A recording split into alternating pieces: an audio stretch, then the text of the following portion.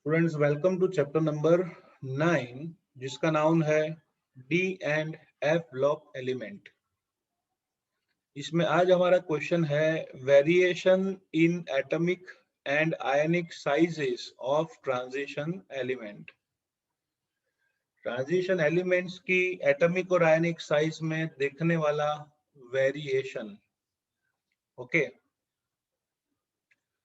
सो students generally क्या होता है, generally if we are moving from left to right side, if we are moving from left to right side, so atomic और ionic size और radius क्या होती है generally decrease, क्योंकि same period elements हैं। और moving from up to down in any group, so atomic radius और ionic radius क्या होगा, इंक्रीज। ये जनरल ट्रेंड होता है कोई भी पीरियड में, पीरियोडिक टेबल में।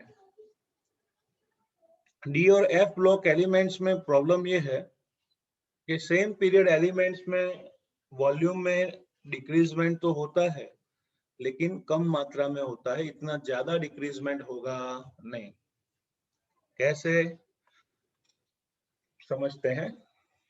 See here, in general ions of the same charge in a given series show progressive decrease in radius with increasing atomic number. Generally हाँ, इन जनरल लिखा है, generally ions of same charge in given series show progressive decrease in radius with increasing atomic number. This is because of the new electron enters a d orbital each time the nuclear charge increases by unity. मैं इसके लिए first transition series का example लेता हूं। First transition series में scandium 21 से शुरू करके जिंक 30 तक के एलिमेंट है। उनकी इलेक्ट्रॉनिक कॉन्फ़िगरेशन आप ऑलरेडी जानते हो कि भाई आर्गॉन कंप्लीट, आर्गॉन कंप्लीट, फिर आएगा बच्चों 3d एंड 4s। तो 4s पहले हाउसफुल हो जाता है, फिर नया इलेक्ट्रॉन 3d में आएगा 1 2 3 4 5 एक्सेट्रा। ओके, तो अब जैसे ही स्कैंडियम से जिंक की साइड जाते हो, moving from scandium to zinc, okay, तो एटॉमिक नंबर बढ़ेगा। तो न्यूक्लियस में प्रोटॉन का यूनिट पॉजिटिव चार्ज क्या होगा, इंक्रीज।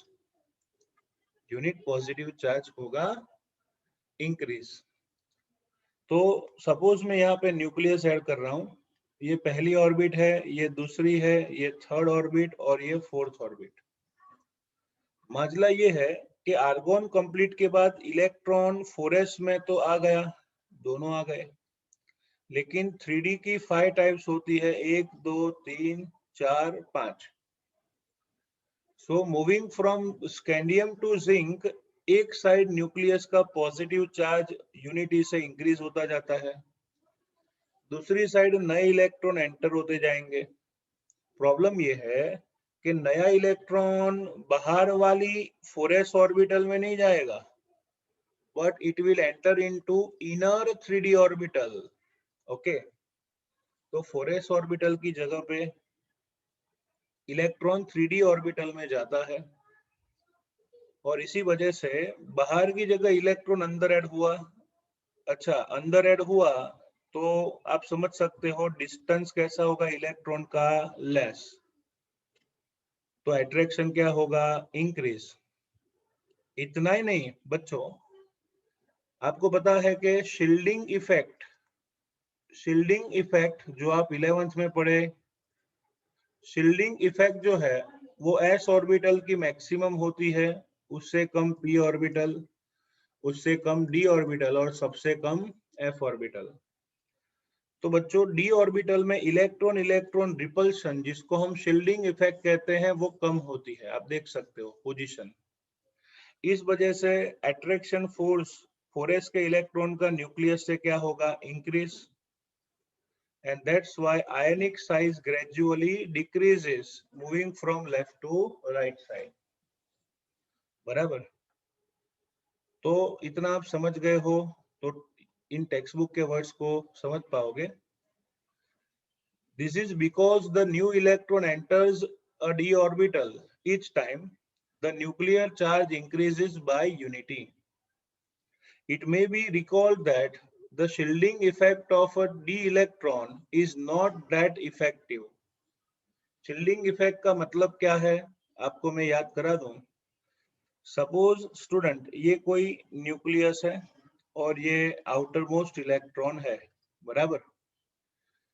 यहाँ पे बच्चों कोई एवॉर्ड फंक्शन चल रहा है 2021 का, बराबर, हैप्पी न्यू ईयर चल रहा है। और स्टेज पर सपोज स्टेज पर कोई एक्ट्रेस डांस कर रही है, बराबर। तो स्वाभाविक है जितना भी ऑडियंस होगा उन सभी का अटेंशन स्टेज पर ज्यादा होगा। पहली रो में बैठे हैं एबी फैमिली, दूसरे में एसआर के फैमिली और जो कुछ भी है, फिर थर्ड रो फोर्थ रो बेचारा पीछे राजपाल यादव है, बराबर। अब ये जो राजपाल यादव है उसकी हाइट छोटी है, बराबर। वो अपनी सीट पर बैठेगा लेकिन आगे बैठे हुए लोग उनकी गर्दन उसकी वजह से दिखाई नहीं देगा, या फिर वो लोग बातें करेंगे तो स्टेज उस पर कंसंट्रेशन नहीं होगा। तो उसी वजह से इस पर्सन को स्टेज से अटेंशन बहुत कम होता है, वो पीछे अपनी मस्ती करता रहता है। जैसे स्कूल में भी ऐसा होता है कि सर बोर्ड पे पढ़ाते हैं, जैसे जैसे डिस्टेंस इंक्रीजेस अटेंशन डिक्रीजेस, और लास्ट बेंच वाले, बराबर, समझ गए ना आप लोग, अल्बर्ट आइंस्टाइन ही निकलते हैं। क्यों? क्योंकि no attention to the board. Same way अंदरूनी भरे हुए इलेक्ट्रॉन उनकी रिपल्शन फोर्स की वजह से बाहर वाला इलेक्ट्रॉन जितना अट्रैक्शन फोर्स न्यूक्लियस से होना चाहिए उससे कम रहता है, और इसीलिए उसे कहते हैं बच्चों स्क्रीनिंग इफेक्ट, शील्डिंग इफेक्ट और मेम्ब्रेन इफेक्ट भी कभी कभार कहते हैं। तो यहाँ पे यही हुआ, अंदरूनी 3D ऑर्बिटल जो है इलेक्ट्रॉन उसमें जा रहा है लेकिन उसकी शील्डिंग इफेक्ट तो कम है। Hence the net electrostatic attraction between the nuclear charge and the outermost electron increases. Proton भी बढ़ रहा है न्यूक्लियस में, इलेक्ट्रॉन भी बढ़ रहे हैं, तो अट्रैक्शन इंक्रीज होगा। And the ionic radius decreases, ionic radius decrease होती है। The same trend is observed in the atomic radii of the given series. अगर आप एटॉमिक रेडियस को देखोगे तो उसमें भी आयनिक रेडियस जैसा ही डिक्रीजमेंट का ट्रेंड देखने को मिलता है। Okay, however the variation within a series is quite small. Variation बहुत कम होता है, ओके। लेकिन an interesting point emerges when the atomic sizes of one series are compared with those of the corresponding element of the other series. बराबर, अगर हम comparison करेंगे तो हमें कंपैरिजन की वजह से कुछ अलग ही चीज देखने को मिलेगी, बराबर। कौन सी चीज देखने को मिलेगी वो मैं आपको इस ग्राफ से एक्सप्लेन कर रहा हूं, बराबर। जनरली आपको पता होगा स्टूडेंट्स कि आप कोई भी ग्रुप में अप से डाउन जाओगे तो एटॉमिक साइज नोटेबल इंक्रीज होती है। If you are moving from up to down side, तो एटॉमिक साइज ग्रेजुअली इंक्रीज होती है, बराबर। हम बात करेंगे 3 ट्रांजिशन सीरीज की, 3D transition series, 4D transition series and 5D transition series. नाम आपको याद है, स्टाउकर, मैन, फैकोनिको, जिंक, ये जन्म तेरे पे अकड़ू, ला हफ्ता वरना ओसामा इराक से पीटा हूं हाजी। तो जनरली क्या है बच्चों, जैसे ही आप अप से डाउन जाते हो वैसे वैसे एटॉमिक साइज में नोटेबल इंक्रीजमेंट होना चाहिए, बराबर। जैसे आप 3D सीरीज से 4D और 4D से 5D में आओगे या 5D से 6D में, तो there should be notable increase in their atomic sizes, okay. जैसे आप देखो ग्रीन कलर का जो ग्राफ है वो है 3D सीरीज का, नोटेबल इंक्रीज हुआ। आपने वो पूरा ग्राफ देखा, एटॉमिक साइज क्या होती है, decrease decrease decrease decrease decrease, almost same, increase increase. ये 3D की बात हुई। अब मैं 4D सीरीज की बात करूं तो नोटेबल इंक्रीजमेंट मिला। आप ब्लू कलर को देख सकते हो, इंक्रीज इन एटॉमिक साइजेस और आयनिक साइजेस। ओके, लेकिन अगर मैं 5D सीरीज के एलिमेंट की बात करूं तो ला हफ्ता, वरना, उसामा, इराक से पिटा हूं, हाँ जी, ये जो 5D सीरीज है उसकी एटॉमिक रेडियस और आयनिक रेडियस में जो इंक्रीजमेंट होना चाहिए उतना नहीं है। बराबर। देखो, मैंने ये कहा कि आप 3D सीरीज के एलिमेंट देखो और 4D के देखो तो उसमें नोटेबल इंक्रीजमेंट है, लेकिन अगर मैं 5D की कंपैरिजन करूं तो 5D की एटॉमिक साइज 3D जैसी ही है, ऑलमोस्ट सेम या थोड़ी सी ज्यादा। इसका रीजन क्या है, why, what is the reason behind same, almost same radius of 4D and 5D series? तो उसका रीजन एक्चुअली ऑलरेडी आप 11th में पढ़ चुके हो, फिर भी हम एक बार समझ लेते हैं। इसके बारे में डिटेल में पढ़ना है पीछे लैंथेनॉइड्स में, लेकिन वो ओमिट किया हुआ है, इसलिए यहाँ पे मैं आपको उसका रीजन समझाऊंगा। The atomic size of 4D series element is almost same with 5D series element. उसके पीछे का रीजन है लैंथेनॉइड, लैंथेनॉइड कॉन्ट्रैक्शन।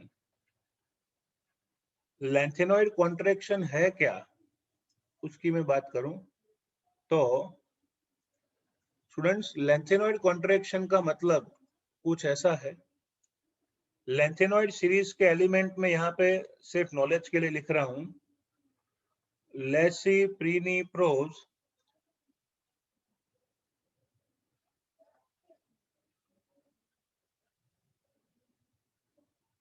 लेसिप्रीनिप्रोज, यूगैटरीहो, अथु इल्यू।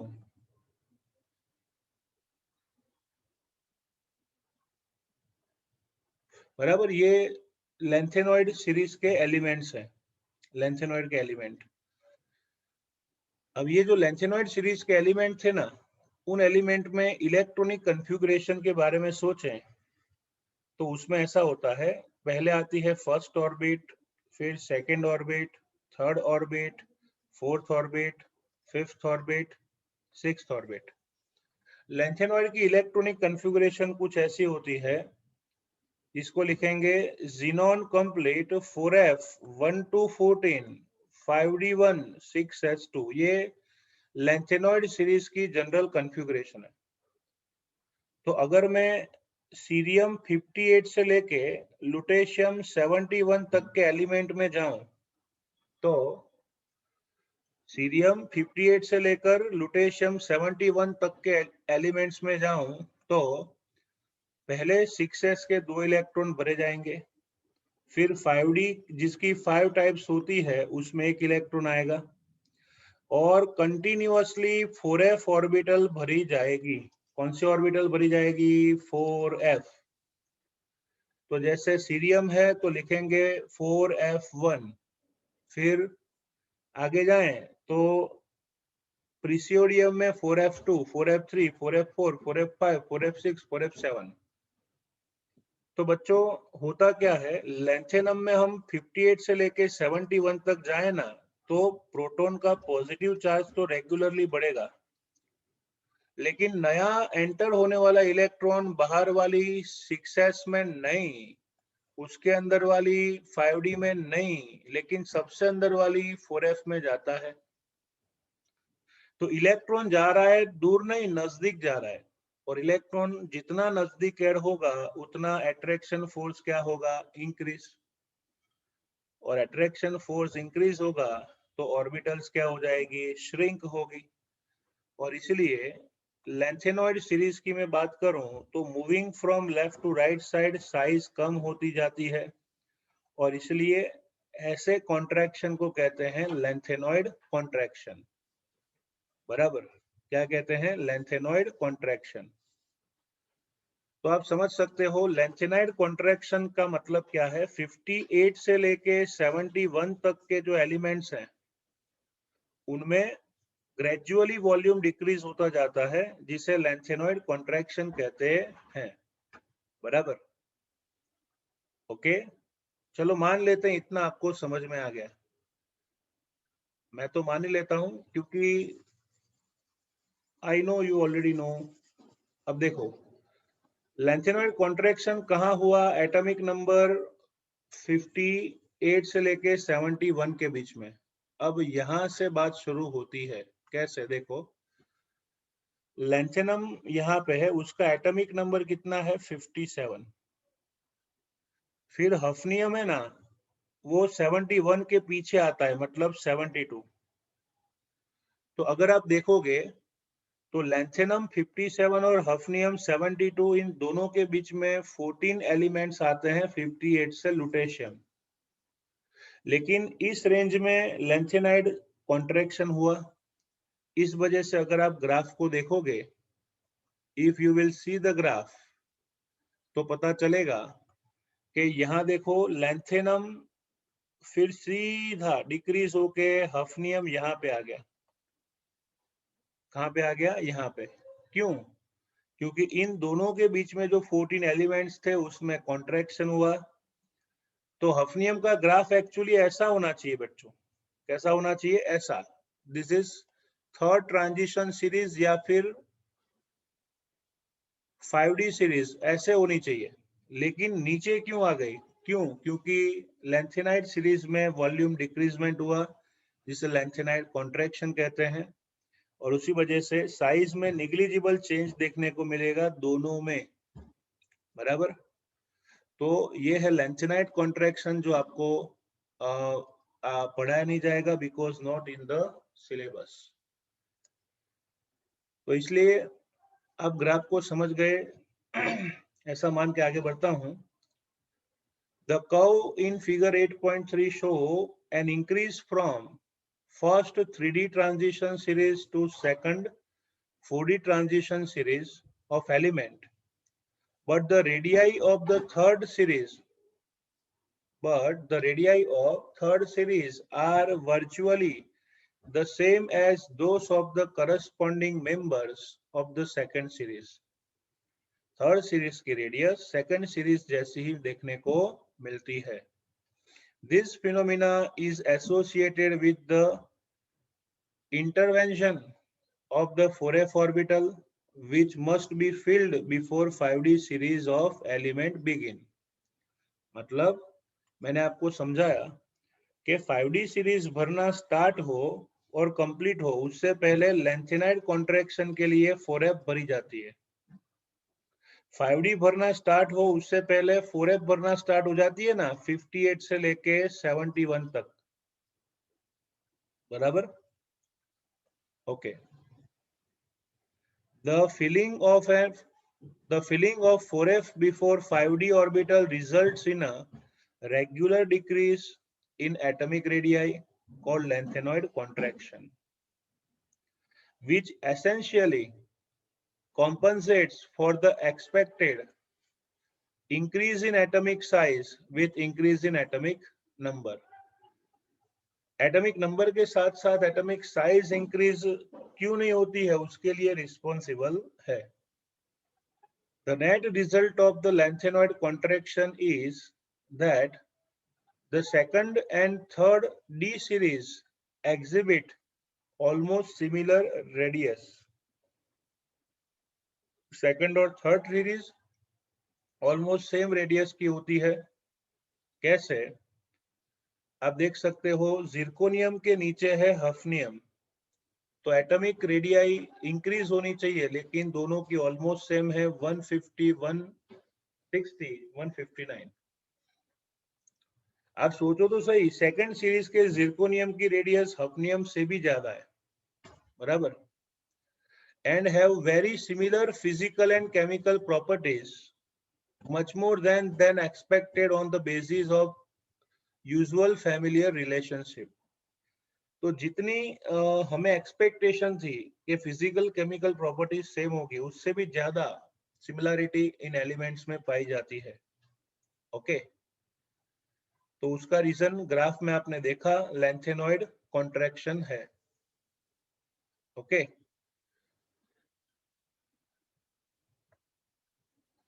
चलो, अब लेंथेनॉइड कॉन्ट्रैक्शन की वजह से ये दोनों के बीच में डिफरेंस बहुत कम है।